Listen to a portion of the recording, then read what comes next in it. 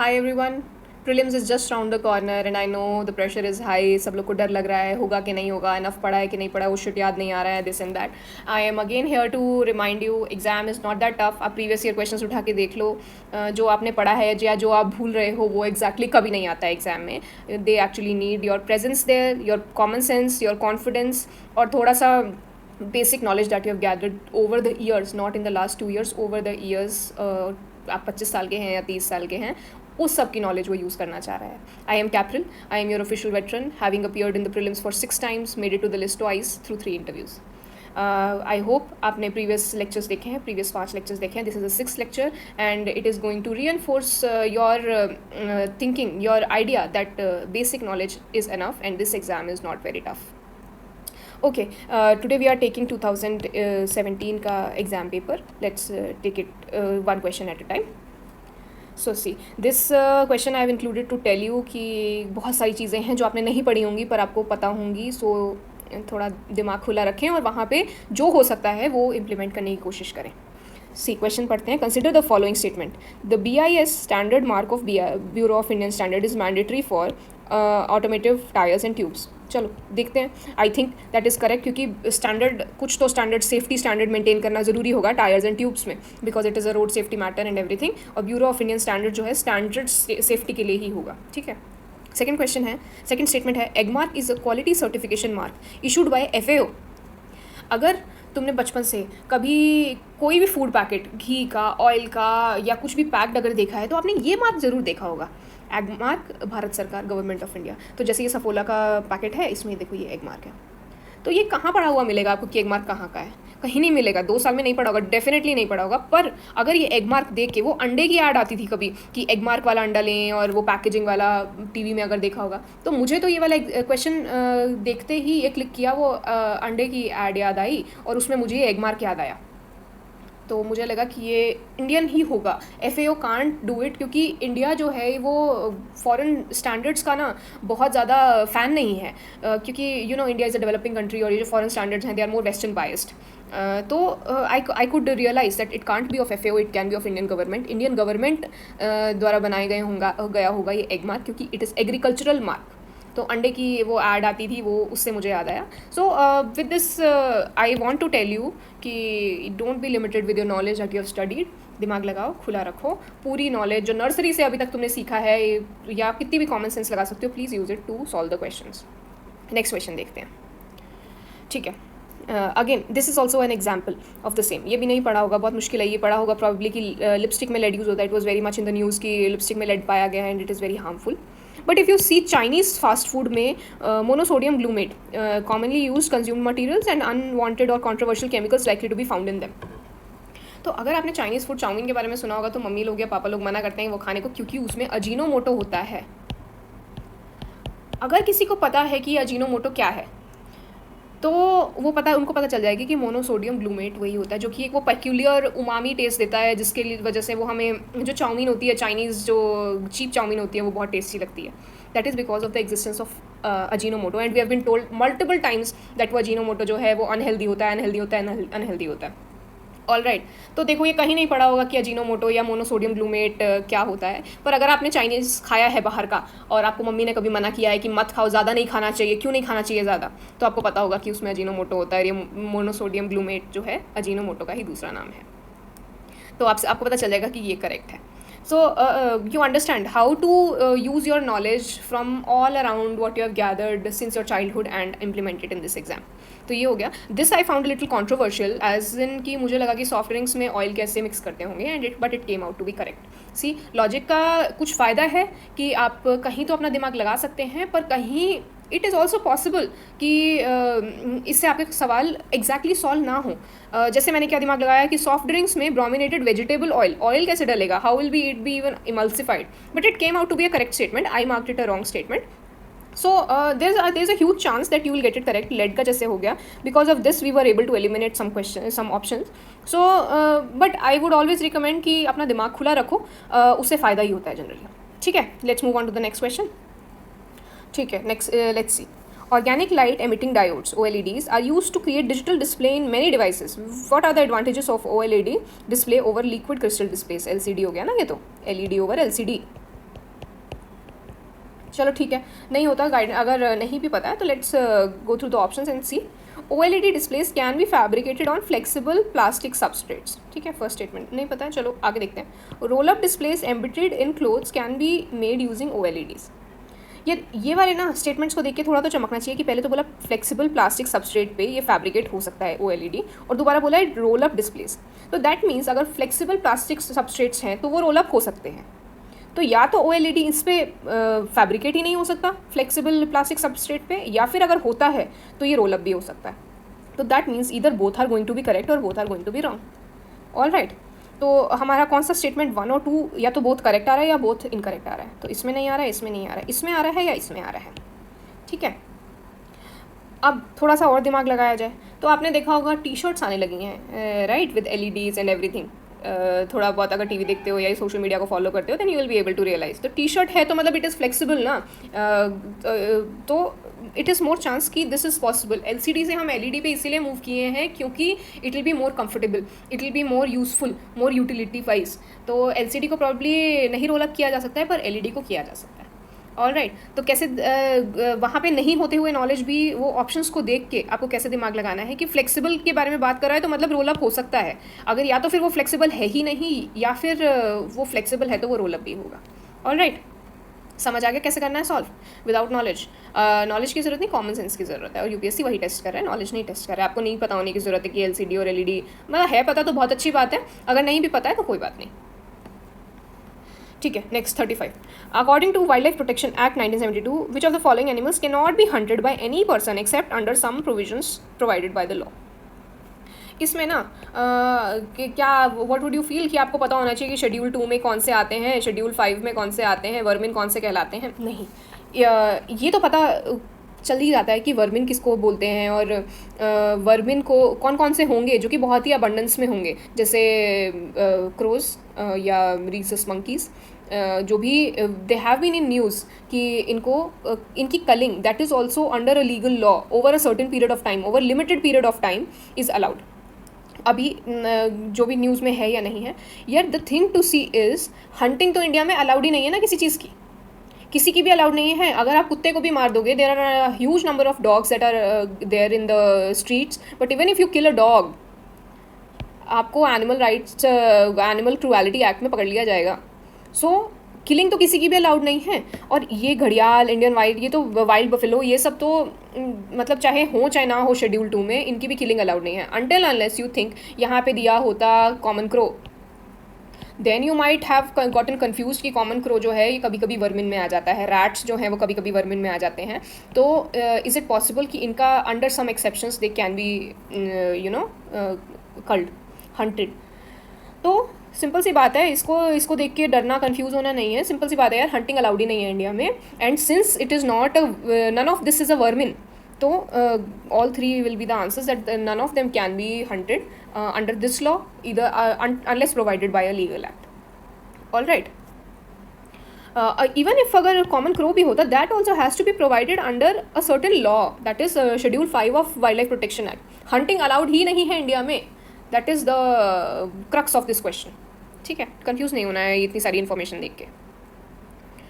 Okay, next question देखते हैं। With reference to NIIF which of the following statement is correct. वो NIIF है जो है ना, ये उसमें बहुत न्यूज़ में था 2017-18 में, बिकॉज अभी अभी बजट बना था और उसमें कुछ एलोकेशन की गई थी। So it is an organ of NITI Aayog, छोड़ दो।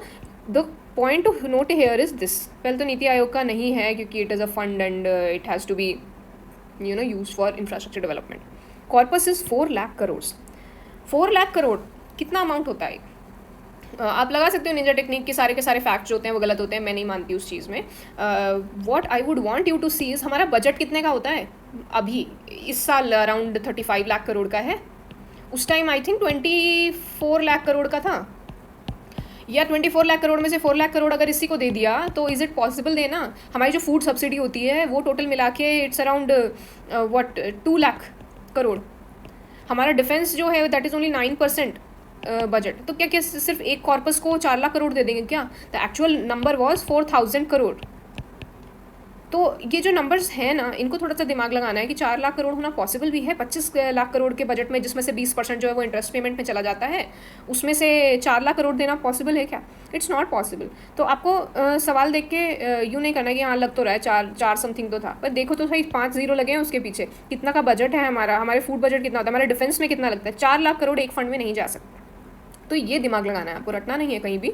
आपको दिमाग लगाना है कि कितना एलोकेशन किसको दिया जा सकता है और क्यों दिया जा रहा है. डिफेंस को दिया जा रहा है तो क्यों दिया जा रहा है. इंटरेस्ट पेमेंट्स अगर उतने जा रहे हैं, फूड सब्सिडी इतनी जा रही है, फर्टिलाइजर सब्सिडी इतनी जा रही है, जब बजट पढ़ रहे हो, रटना नहीं है कुछ भी, थोड़ा समझना है.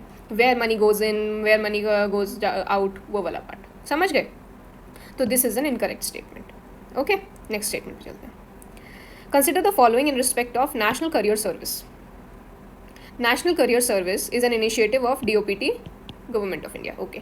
National Career Service has been launched in a mission mode to improve the employment opportunities to the uneducated youth of the country. Uneducated youth. Career की बात करें, एम्प्लॉयमेंट की बात नहीं कर रहे हैं हम कह रहे हैं करियर. करियर किसका बनाओगे? एजुकेटेड यूथ का. और अनएजुकेटेड यूथ के बारे में स्पेसिफिकली उनके एम्प्लॉयमेंट का अपॉर्चुनिटीज़ के लिए तो मनरेगा है ना, उसके लिए करियर सर्विस क्यों लाएंगे? थोड़ा दिमाग लगाना ज़रूरी है. ठीक है, कहीं नहीं पढ़ा होगा यार नेशनल करियर सर्विस, नहीं, आई डोंट रिमेंबर कि मैंने कहीं पीटीज़ में या कहीं पढ़ा हो. वाई आई रिमेंबर्ड इट, क्योंकि मैंने नेशनल करियर सर्विस में रजिस्टर कर रखा था. So be little active also in your daily life. I think it helps a lot in absorbing the information from the surroundings. मुझे मेल्स आते थे national career service से that these are the openings, यहाँ पे government में ये openings हैं. तो आपको पता चल जाएगा कि पहले अगर नहीं भी है तो पता चल जाना चाहिए ना कि यार अनएजुकेटेड यूथ के लिए तो मनरेगा है, और अगर एजुकेटेड यूथ होगा तो उसके लिए करियर की बात करेगा ना, नहीं तो अनएजुकेटेड यूथ के लिए तो एम्प्लॉयमेंट की बात करेगा. तो समझ गए कैसे सॉल्व करना है क्वेश्चन को. नहीं पढ़ा हुआ मिलेगा, दिमाग लगाना वहाँ पर जाके. ठीक है, नेक्स्ट क्वेश्चन पे चलते हैं. So this question I have included in this यहाँ पे वीडियो में to make you realize the importance of the maps. I can't over emphasize कि maps कितने important हैं. maps को याद रखना, इंडिया का political map, world का map, I can't over emphasize. It is the minimum input, maximum output area. या तो फिर ये आपको डायरेक्टली हेल्प करता है या फिर इनडायरेक्टली बहुत सारी चीज़ें इन्फ्लुएंस करने में बहुत ज़्यादा हेल्प करता है. प्लीज़ प्लीज़ प्लीज़ थोड़ा सा टाइम दे दो. एक दो बार I will connect some videos in the description to remember all the countries of the world. और इंडिया के लिए भी I will try to connect some video कि आपको पूरी स्टेट्स याद हो जाएँ.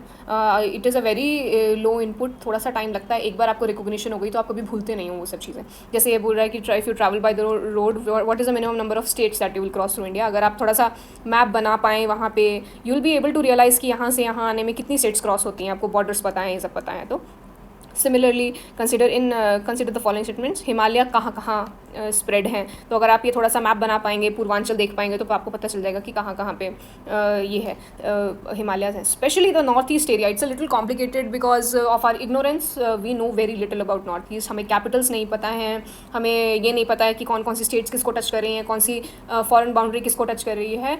थोड़ा सा एफर्ट लगेगा. प्लीज़ प्लीज़ प्लीज़, ये 5th क्लास का काम है कि आपको कैपिटल्स पता होनी चाहिए सारी की सारी स्टेट्स की. ये एक बार एफर्ट कर लो, ज़िंदगी भर हेल्प करेगा. स्पेशली प्रीलिम्स में तो बहुत ही हेल्प करेगा. ऐसे ही वर्ड मैप बहुत ज़रूरी है. अगर ये थोड़ा सा भी आपने वर्ड मैप अगर देखा है, अगर आपको पता है कि यहाँ पे क्या है, ये लेवेंट एरिया जो होता है उसमें कौन सा कहाँ पे आता है, रेड सी किसको टच करता है, तो आपको ये वाला क्वेश्चन बहुत आसानी से सॉल्व हो जाएगा. सिमिलरली अगर आपको पता है कि ये सुमत्रा बाली जावा क्या होता है, इंडोनेशिया का कैसे सीरीज़ होता है, थोड़ा सा टाइम दो. एटलीस्ट जो आपके PT 365 या फिर कोई भी जो भी current affairs you are following, उसमें जो कंट्रीज़ आपको दिख रही है ना, डू वन थिंग, वो वाली कंट्रीज़ एक ना वर्ड मैप लगा लो अपने वॉल पे और उसको ना लोकेट कर लो एक बार. और दूसरी बार एग्जाम से जस्ट एक दिन पहले उसको एक बार फिर से लोकेट कर लो. आई कांट ओवर एम्फेसाइज कि कितना इंपॉर्टेंट है मैप्स को याद रखना. जितना ज़्यादा याद रख पाओगे उतना बेटर है. Otherwise this is the minimum that you can do कि जो कंट्रीज़ आपको नाम आ रहा है करंट अफेयर्स में, उसको एक बार लोकेट कर लो मैप में. अपने एटलस में करोगे that is also fine, but I prefer कि एक वॉल पे मैप लगा रहे, तो आपका दिन भर अगर ध्यान जाएगा भी तो सबकॉन्शियसली बहुत सारी चीज़ें आपको याद हो जाती हैं. जैसे ये सुमत्रा वाली जावा जो है, ये मैं एग्जाम से जस्ट एक दिन पहले बाई चांस देख के चली गई थी and I could recognise this answer. ठीक है, so please do this. I have included specially, ये एक ही पेपर में 4 क्वेश्चन है, तो यू कैन अंडरस्टैंड कि आपको over the years, God forbid you don't have to give the exam, but अगर देना पड़ गया तो it is so useful. I can't over emphasise. ठीक है, अब जैसे ये क्वेश्चन आते हैं, there are little unconventional questions जो लगता थोड़ा सा डिफिकल्ट है पर है काफ़ी सिंपल. Democracy is superior virtue lies in the fact that it calls in to activity. बचपन से पढ़ते आ रहे हैं हम, democracy of the people for the people by the people, है ना. पर वहाँ ये लक्ष्मीकांत में नहीं लिखा हुआ मिला, तो क्या होगा, थोड़ा डर जाएंगे कि यार ये क्या है, पॉलिटिकल साइंस का सवाल पूछ लिया. एक बार स्टेटमेंट्स पढ़ो. The intelligence and character of ordinary man and women, the method of strengthening executive leadership, a superior individual with dynamism and nothing. The intelligence and character of ordinary man and women of the people for the people by the people. Language थोड़ी सी difficult है, थोड़ा सा patience चाहिए, आराम से पढ़ लो, आराम से नहीं सॉल्व होगा ये question. This would be one of the easiest question जो कि एक 8वीं क्लास का बच्चा भी सॉल्व कर सकता है. बट क्यों, हमने पढ़ बहुत ज़्यादा लिया है ना, तो हमें बेसिक चीज़ों से थोड़ा सा डिटैचमेंट हो जाता है, हमें समझ नहीं आता, हम पैनिक ज़्यादा करते हैं और एग्जाम में तो स्ट्रेस होता ही होता है. तो प्लीज़ बी काम. यूपीएससी जो है ना फर्स्ट अटेम्प्टर्स के लिए बना रहा है exam. If you are a third attempter, fourth attempter, डरो मत चीज़ों को देख के. आपको लगता है कि यूपीएससी आपके अकॉर्डिंग ग्रो कर रहा है, पर ऐसा नहीं है. वो हमेशा फर्स्ट अटेम्प्टर्स के लिए एग्जाम बना रहा है. वो ऐसे क्वेश्चंस पूछता है जो कि एक बेसिक, जो बच्चा सिर्फ 6 to 10th क्लास की भी पढ़ के आया ना तो उसको थोड़ा आइडिया होगा. ठीक है, तो थोड़ा सा पेशेंस रखना ज़रूरी है. नेक्स्ट देखते हैं. How important it is to read the question very carefully. With reference to Indian Ocean dipole sometimes mention in the news while forecasting Indian monsoon, which of the following is are correct. Indian Ocean phenomena is characterized by difference in surface temperature between tropical Western Indian Ocean and tropical Eastern Pacific Ocean. I know a friend who read it as an Indian Ocean out of excitement. Excite भी नहीं होना है और under confident भी नहीं होना है. वहाँ पे देयर इज एक होता है ना मिडिल पाथ, कामनेस मेंटेन करके रखनी है, वो बहुत बहुत इंपॉर्टेंट है. ईस्टर्न पैसिफिक ओशन लिखा है यहाँ पे, ईस्टर्न इंडियन ओशन नहीं लिखा है. Actually it should have been eastern Indian Ocean, then it would have been correct, but it was incorrect. तो क्या करना है, मेक अ स्ट्रैटेजी. जो मॉक्स है ना उसमें लगा के देखो. My strategy was I use to put a dot under every word I read. And in IOD phenomena can influence and El Nino's impact on the monsoon, so that I do not miss any question and I don't read option जो मुझे लगता है but actually it is not there. तो make out a strategy कि you don't read incorrectly. तो ये हो जाएगा solve. First is incorrect. IOD can influence and El Nino, yes it can influence. Okay, next question देखते हैं. This is to bust your this myths की enormously दिया है तो गलत हो जाएगा, ओनली दिया है तो गलत हो जाएगा. UPSC is much smarter than the Cramer's and the coaching institutes and all the जो भी आप टेक्निक एंड पैटर्न बनाने वाले हैं ना, यूपीएससी वो सब ऑब्जर्व कर रहा है और वो सब ऑब्जर्वेशन के बाद ही वो पेपर बनाते हैं. उनको पता है कि क्रैमर्स को कैसे निकालना है. जो लोग स्मार्ट नहीं है, जो लोग सिर्फ रट्टा मार के या कुछ सीख के घुसना चाह रहे हैं प्रिपरेशन में, this exam will not let you. It's very brutal in that sense. It wants your originality, it wants your general intelligence to be tested here. तो देखो, हम जो बोलते हैं एनॉर्मसली वाले स्टेटमेंट्स गलत होते हैं. Which of the following have occurred in India after its liberalisation of economic policies 1991. Share of agriculture in GDP increase enormously, गलत कर दो. और अगर India's foreign exchange reserve has increase enormously, अगर ये भी गलत कर दिया तो आपका स्टेटमेंट गलत हो जाएगा, आपका क्वेश्चन गलत हो जाएगा. अरे यार, फॉरेन रिजर्व तो बढ़ा ही है ना. It is the third largest foreign reserve अब तो, या थर्ड या फिफ्थ, थर्ड है.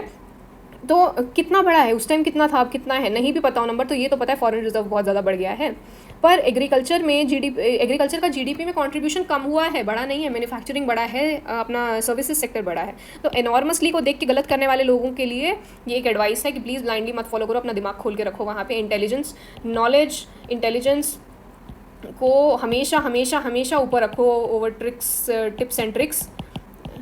मैं जो बता रही हूँ these are not tricks and tips. This is आपका दिमाग कैसे चालू करना है, एग्जाम कैसे सॉल्व करना है. अननोन क्वेश्चंस को जो आता होगा, जो सब पढ़ के जा रहे हैं वो तो आप सॉल्व कर ही दोगे. जो वो होंगे सिर्फ 40 आउट ऑफ 100, जो 100 में से जो 60 और है ना, उनको ऐसे सॉल्व करना है, ऐसे दिमाग लगा के. ठीक है, ठीक है. FDI flow increase, yes. Share of India's export in world increase, yes. ठीक है, and this is also correct. So the answer is 2, 3, 4. ठीक है. ट्रिक्स टिप्स के चक्कर में मतलब these are the last resort कि कुछ नहीं समझ में आ रहा है, 50-50 कर दिया है और उसमें से 2 ऑप्शन बच रहे हैं, 2 ऑप्शन में से कौन सा मारोगे तब ये सब यूज़ करना. ठीक है, नहीं तो अपना दिमाग लगाओ, अपना नॉलेज लगाओ. Next question. This I have put in to tell you how important polity is. Polity से बहुत बेसिक सवाल आते हैं. It is also very low input high output area. तो ये जो क्वेश्चन था ना, this was out of the following statements which choose the one that brings out principle underlying the cabinet form of government. Second था main advantage of parliamentary form of government. दोनों का answer was the responsible वाला, collective responsibility वाला. ठीक है। और ये आया कहाँ से था सवाल, I want to tell you the importance of Laxmikanth, कि लक्ष्मीकांत एक ऐसी बुक है, उसको पढ़ लो ना अगर अच्छे से, तो पॉलिटी का सवाल गलत नहीं होगा, पर ढंग से पढ़ना ज़रूरी है। ये देखो, the parliamentary system of government is one in which the executive is responsible to the legislature in its acts and policies. The parliamentary government is also known as cabinet government, responsible government, Westminster model of government. ये ना हम जो first paragraph होता है ना उसको miss कर देंगे कि अरे यार क्या ही लिखा है इसमें, फैक्ट्स तो आगे हैं। But polity is very important, शुरू से लेके एंड तक बहुत ध्यान से पढ़ना है और प्रीवियस ईयर क्वेश्चंस लगाते जाओ। You will be able to realise कि वो डायरेक्ट सवाल पूछने लगता है, ऐसा लगता है लक्ष्मीकांत खोल के सवाल बनाया, ठीक है। और एक ही पेपर में ऐसे 2 सवाल पूछ लेना और वो भी इतनी सी जगह से, दैट मीन्स लक्ष्मीकांत को पी जाओ, पढ़ के 3-4 बार तो एटलीस्ट पढ़ के जाओ, हो सके तो 10 बार पढ़ के जाओ, ठीक है। Another thing to remember in polity is, जैसे ना बाकी सब जगह पे हम दिमाग लगा के इन्फ्रेंस से क्वेश्चन सॉल्व करते हैं, पॉलिटी में ऐसा नहीं है। पॉलिटी में you have to remain by the book, it's an act, it's a legal provision. तो जो उसमें लिखा है ना, कैबिनेट फॉर्म ऑफ गवर्नमेंट को ये भी इंटरप्रेट किया जा सकता है कि जो रिस्पॉन्सिबिलिटीज़ हैं उसको, ये जैसे mechanism for speeding up the activities of government whose responsibilities are increasing day by day, this can also be interpreted कि cabinet is a smaller unit in the government so that the decisions are taken faster, it is the point of decision making. ये this can be inferred, but actually it is not true. The answer for the cabinet form of government is a mechanism where parliamentary democracy is ensured, collective responsibility of the government to the people. ठीक है। ऐसे ही when it is asked which of the following are envisaged by right against exploitation in the constitution of India, तो right against exploitation में ना untouchability को भी ये टिक करने का मन करेगा, क्योंकि एक्सप्लॉयटेशन तो है ही ना, अनटचेबिलिटी फॉलो करना, ये manual scavenging compulsorily from lower caste करवाना, this is a sort of exploitation. But if we see our fundamental rights, it is very clearly divided into various parts. जैसे राइट टू इक्वालिटी, इसमें आते हैं article 14 to article 18, titles आप नहीं लगा सकते, article 14 से डिस्क्रिमिनेशन नहीं कर सकते हैं, पब्लिक एम्प्लॉयमेंट में डिस्क्रिमिनेशन नहीं कर सकते हैं, और अनटचेबिलिटी आता है इसमें आर्टिकल 17 के नाम पे। That is untouchability comes under right to equality, not right against exploitation. Right to freedom में क्या आता है, 19 आता है जिसमें 6 वो हैं, फिर आर्टिकल 20 कन्विक्शन से आर्टिकल 22, 21A ये सब आएगा राइट टू फ्रीडम में। राइट अगेन एक्सप्लॉयटेशन में आएगा 23 एंड 24। 23 क्या बोलता है, ह्यूमन ट्रैफिकिंग का, और 24 बोलता है चिल्ड्रन की एम्प्लॉयमेंट का। तो राइट अगेंस्ट एक्सप्लॉयटेशन जो है ना, that is talking about only these 2 and the answer is 1 and 4। It is not 1, 2, 4 ये दिए हैं देखो ऑप्शंस, बिकॉज इन्फ्रेंस से निकालने में पॉलिटी में ये आंसर्स आएंगे, पर polity is a very literal subject, it's a legal document. ये जो हमारा कॉन्स्टिट्यूशन है, you have to read it according to जो उसमें दिया है। And Laxmikanth is again a good source of it, उसी में लक्ष्मीकांत में ही ये डिवाइड करके दिया हुआ है कि कौन से राइट के अंदर कौन से फंडामेंटल राइट्स आते हैं, कौन से ग्रुप ऑफ राइट्स के अंदर, right to equality, right to freedom, right against exploitation, right to religion, cultural and educational rights जिसमें 29, 30 आते हैं, रेमेडीज आर्टिकल 32 में आते हैं। सो प्लीज़ लक्ष्मीकांत जब पढ़ें उसको इन्फ्रेंस कम और एक्चुअली क्या लिखा है उसको अच्छे से पढ़ें, वही आंसर होगा, ठीक है। चलो नेक्स्ट देखते हैं। CCAC, Climate and Clean Air Coalition to reduce short-lived climate pollutants is a unique initiative of G20 group of countries. G20 है क्या? ये आपसे ये नहीं पूछ रहा है कि आपको पता है क्या कि कौन सा इंस्टीट्यूट करता है, आपको ये पूछ रहा है कि G20 क्या करता है, G20 का क्या वो है। ये इकोनॉमिक ग्रुपिंग है, if you know. It is not UN ये तो UNCCC और ये सब जो हैं UNEP, ये सब ज़्यादा फॉलो करने के चांसेस हैं। G20 तो एक इकोनॉमिक स्टेबलाइजेशन लाने के लिए जो बनी हुई ग्रुपिंग है वो है कि जो सबसे बड़ी बड़ी इकोनॉमीज जो हैं वो मिल के आफ्टर 2019 समथिंग क्राइसिस या 2008 का रिसेशन जो था उसके बाद बना है ये, for economic stability of the world. It is not made for climate change, ठीक है। और इससे अगर आपको ये समझ में आ गया कि ये गलत है तो क्या होगा, 1 तो गलत हो गया तो एटलीस्ट 2 एलिमिनेट हो गए, 50-50 कर लो। नहीं तो फिर CCAC focuses on methane, black carbon and hydrofluorocarbons. This is थोड़ा सा ट्रिकी, पता होगा तभी कर पाओगे। अगर इसमें हम ये मान लें कि ये तो चलो गलत दिया है, CCAC to reduce short lived climate pollutants. Short lived climate pollutants का अगर आपको मतलब पता है और आपको पता है कि CO2 इक्विवेलेंट और मीथेन और ब्लैक कार्बन जो है ये शॉर्ट लिव्ड क्लाइमेट वो हैं, तो आप हो सकता है इसको ठीक मारें, वरना इट्स ओके 50-50। अगर आप इस पर रीच कर गए हैं, आपने अगर ये क्रैक कर लिया कि G20 से रिलेटेड नहीं होगा तो 50-50 कर लो, there are chances that you will gain marks in this. ठीक है, तो that's all from my side. Again I want to remind you कि आपने जितना पढ़ लिया है, I can assure you it is enough. What you need to do is दिमाग लगाने के लिए प्रैक्टिस करना है, थोड़े से मॉक्स लगाओ, थोड़ी सी हैबिट डालो जो क्वेश्चंस नहीं आते हैं उसको सॉल्व करने की, और अपना कामनेस मेंटेन करने की प्रैक्टिस करो. एग्जाम में स्ट्रेस होगा ही होगा until unless you practice it at home. मॉक्स अच्छे से एग्जाम की तरह, एग्जाम की स्टिमुलेशन की तरह लगा के नहीं जा रहे हो, तब तक वो स्ट्रेस हैंडल करने की आदत नहीं आएगी. तो करके जाओ, ये वाले जो टेक्निक्स मैं बता रही हूँ उस तरीके से एग्जाम सॉल्व करने की कोशिश करो, तो there are huge chances that you will be able to clear prelims. That's all from my side. Thank you for your response. Please do let us know कि आप आगे क्या देखना चाहते हैं. We are coming up with a new series that is going to guide people from A to Z in UPSC preparation. Please do give us your comments, your questions in the comment box. Do subscribe to the channel and like this video. Thank you so much.